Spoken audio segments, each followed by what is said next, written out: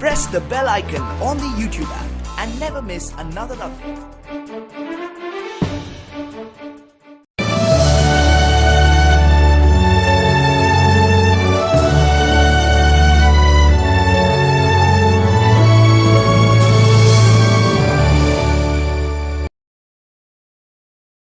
जय हिंद। मैं हूं हनुमान गोयल और आप देख रहे हैं राज 24।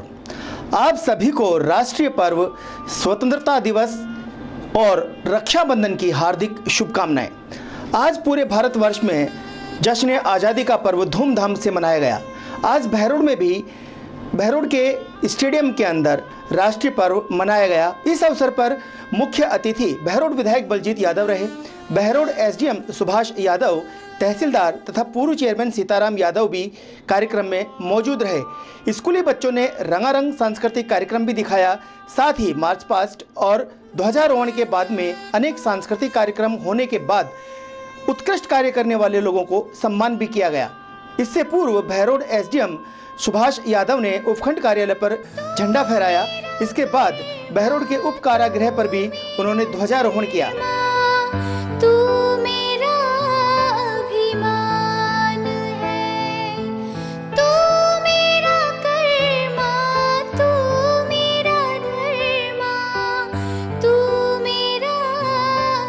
स्वतंत्रता दिवस के शुभ अवसर पर क्षेत्र के समस्त सम्मानीय नागरिकों को बहुत बहुत शुभकामनाएं। आइए देखते हैं बहरोड में हुए इस कार्यक्रम की कुछ खास झलकियां।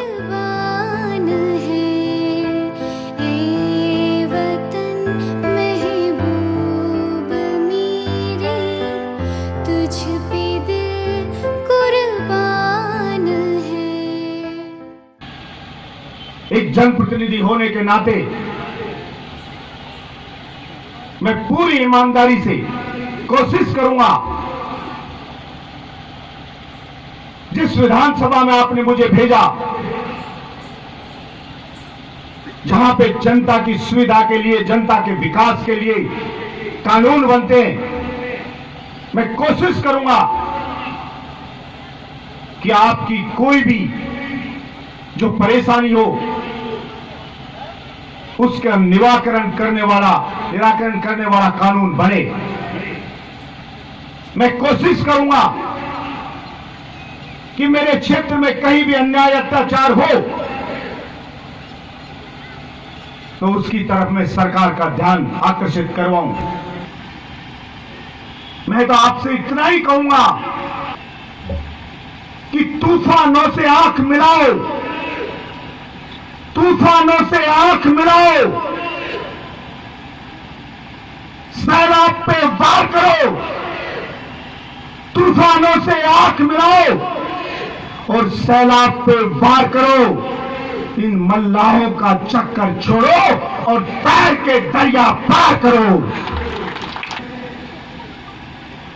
तो भाई, कोई भी अधिकारी यहां बैठे होंगे इतने, और भी किसी से पूछ लेना, बलजीत यादव ने चाय तो छोड़ो, पानी भी आज तक किसी अधिकारी का नहीं पिया, चाहे कोई भी बहरोड के अंदर लगा हुआ हो। किसी से भी पूछना, मैंने सिर्फ इतना कहा कि बहरोड की न्यायप्रिय जनता ने बलजीत यादव को चुना है और इस विश्वास के साथ चुना है कि बहरोड में कुछ नया होगा, बहरोड में कुछ अलग होगा। इसलिए बदलना चाहिए हालात। और जो जनता का दोस्त वो बलजीत का दोस्त, जनता का दुश्मन बलजीत का दुश्मन।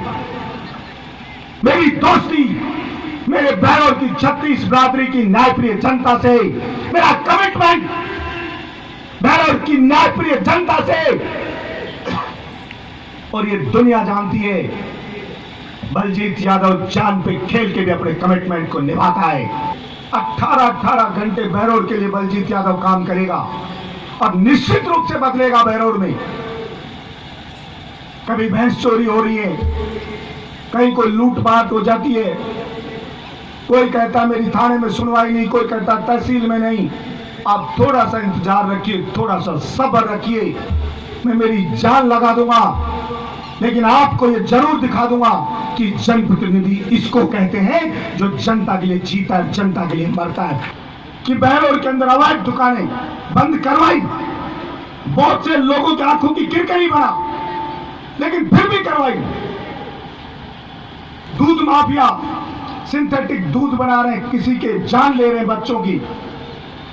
ऐसे लोगों को फांसी पे चढ़ा देना चाहिए, जैसे मिलावटखोर लोग हैं और वो नेताओं की गाड़ियों में घूमते, या होटलें खुली हुई हैं। ये ऐसा शांति वाला क्षेत्र, ऐसे चरित्र वाले लोग, लेकिन इन सारे होटलों में क्या अनैतिक कार्य हो रहे हैं, किसी से छुपा हुआ नहीं है। पुलिस से भी कहा कार्रवाई करो, कार्रवाई हुई भी और होनी बाकी भी है। और कुछ पुराने मिले जुले से लोग हैं जो मेल जोल करके रखते हैं ऐसे लोगों से। तो मैं कहना चाहता हूं आज इसी मन से, मैंने पहले कोशिश की शायद कोई सुधर जाए, देखते हैं सुधरता है क्या। नहीं तो लगेगा पता नहीं एमएलए बदले की भावना से काम कर रहा है, और नहीं सुधरे घने ही नहीं सुधरे। तो मैं बताता हूं अब उनका क्या असर होने वाला है, वो देखते जाना उनका क्या असर होगा। लेकिन निश्चित रूप से मान के चलिएगा, ना तो कोई अवैध शराब की दुकान चलेगी, ना कोई दूध मिलावटखोरी यहाँ पे सिंथेटिक दूध बनाएगा, ना इन होटलों में नैतिक कार्य होगा, और मेरे बहरौर में अमन चैन होगा, ना यह गुंडागिर्दी होगी, और यहाँ पे ना ये भैंस चोरी जो हो रही है। मैं थोड़ा सा यहां से भेजा था तो मुझे जुगाड़ पानी वहां भी करना था, जयपुर में जाके थोड़ा सा करंट लेना होता है सरकार से, वहां पे भी एक परीक्षा पास करनी होती है। वहां परीक्षा दे के आया हूं, और इन भैंस चोरों का इलाज मैं ही करके आपको बताऊंगा। आने वाले समय में आप देखोगे कौन सा भैंस चोर यहाँ पे घुसता है और कैसे बच करके जाता है। जितने भी ला करके लगाने पड़ी फोर्सेज, वो फोर्सेज लगेंगी और आपको देखने को मिलेगा। चाहे भैंस चोरी कहीं हो तो हो, वो जाने, लेकिन बलजीत यादव के एरिया में कोई भैंस चोर आएगा तो मैं बताऊंगा उसको आने का अंजाम क्या होता है। बलजीत यादव को तो खुद लड़ना आता है, चाहे सुबह लड़े रात को लड़े, मुझे लड़ना आता है। तो निश्चित रूप से स्थितियां बदलेंगी। आप कतई कभी भी निराशा का भाव मत लाना। बलजीत यादव जिंदा रहेगा जब तक लड़ेगा बहरौर के लिए, और जब लड़ेंगे तो निश्चित रूप से जीतेंगे, और नया होगा, कुछ अलग होगा मेरे बहरौर में।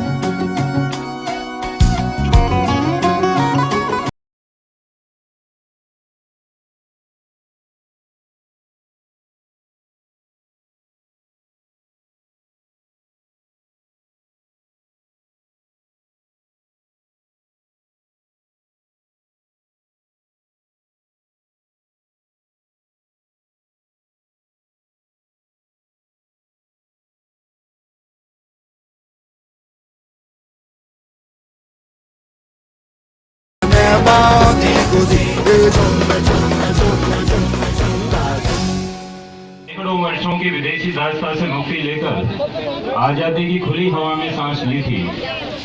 आज का दिन हमारे स्वतंत्रता सेनानियों महात्मा गांधी, पंडित जवाहरलाल नेहरू, सुभाष चंद्र बोस, चंद्रशेखर आजाद, बाल गंगाधर तिलक और उन्हीं के जैसे असंख्य स्वतंत्रता सेनानियों को याद करने का दिन है, जिन्होंने या तो हंसते हंसते अपने प्राणों को न्यौछावर कर दिया या अपना संपूर्ण जीवन जेल की सलाखों के पीछे बता दिया, केवल इसलिए जिससे कि हम और हमारी आने वाली पीढ़ी आज़ादी की खुली हवा में सांस ले सके। आज का दिन निश्चित रूप से उन अमर शहीदों को याद करने का दिन है। आज का दिन उत्सव मनाने का दिन है। लेकिन इस अवसर पर मैं ये भी कहना चाहूँगा कि आज के दिन की सार्थकता केवल इस बात में नहीं है कि हम एक दिन उत्सव के रूप में मना लें, बल्कि मेरा ये मानना है कि आज के दिन की सार्थकता इस बात में है कि हम यहाँ उपस्थित लोग आज इस बात का संकल्प लेकर जाएं कि साल के बाकी 364 दिन देश और समाज के विकास में अपना अधिकतम योगदान दें, चाहे वो आम नागरिक हो या सरकारी कर्मचारी हो, जिस रूप में संभव हो सके देश और समाज की उन्नति में अपना योगदान दें। और मुझे आशा ही नहीं पूरा विश्वास है कि अगर हम ऐसा कर सके तो हमारा देश सामाजिक, आर्थिक, राजनीतिक, सामरिक, विज्ञान, तकनीक सभी क्षेत्रों में निरंतर उन्नति करते हुए विश्व गुरु की अपनी पुरानी पदवी को एक बार फिर से प्राप्त कर सकेगा। सर, आपने गो भक्तों का पक्ष लिया था। कल एक मामला फाइनल हुआ, उसमें पहलू खा के जो 6 के 6 लोग थे वो बरी हुए हैं। आपकी बड़ी जीत है सर, इसमें क्या कहेंगे आप? देखिए, वो तो जो भी कोई निर्दोष होगा तो निश्चित रूप से बरी होगा। मैंने पहले भी कहा था कि निर्दोष लोगों को कुछ को फंसा दिया गया है।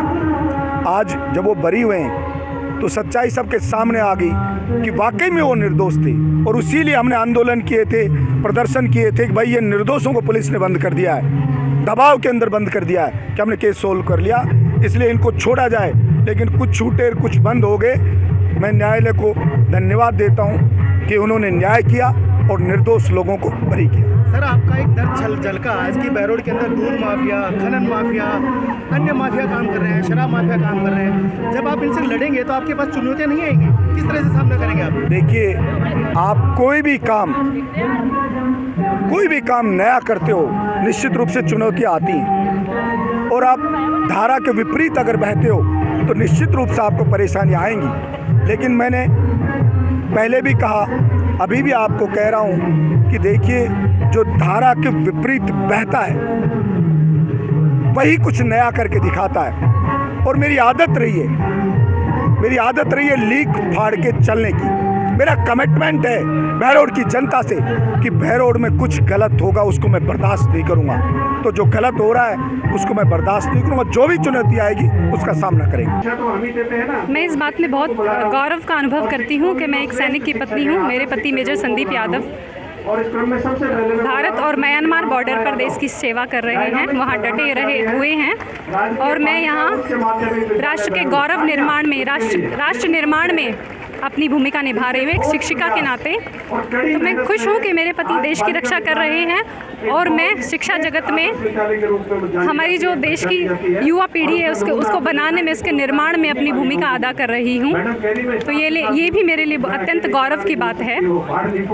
और मैं एक सैनिक की पत्नी होने के नाते देश के प्रति, अपने देशवासियों के प्रति अत्यंत ही एक जो सिविल लोग हैं उनकी बजाय मैं एक विभिन्न प्रकार, अलग प्रकार का जुड़ाव रखती हूँ देश के प्रति, देश भावना के प्रति। मैं कहना चाहूँगी, मेरे देश तुझको नमन है मेरा, मेरे देश तुझको नमन है मेरा, बस यही है आखिरी तमन्ना मेरी, बस यही है आखिरी तमन्ना मेरी, मरूं तो तिरंगा कफन हो मेरा, मरूं तो तिरंगा कफन हो मेरा। उधर कोटपुतली में भी विनायक अस्पताल परिसर में मोजीराम गुजर, डॉक्टर कृष्णा गुजर, कमल गुजर सहित सैकड़ों लोगों ने ध्वजारोहण किया।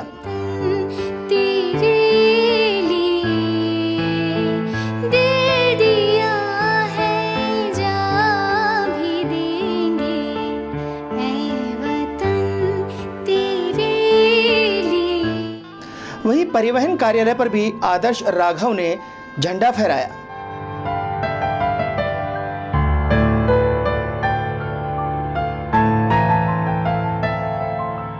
ही आज के बुलेटिन में इतना ही। देखते रहें राज 24। नमस्कार।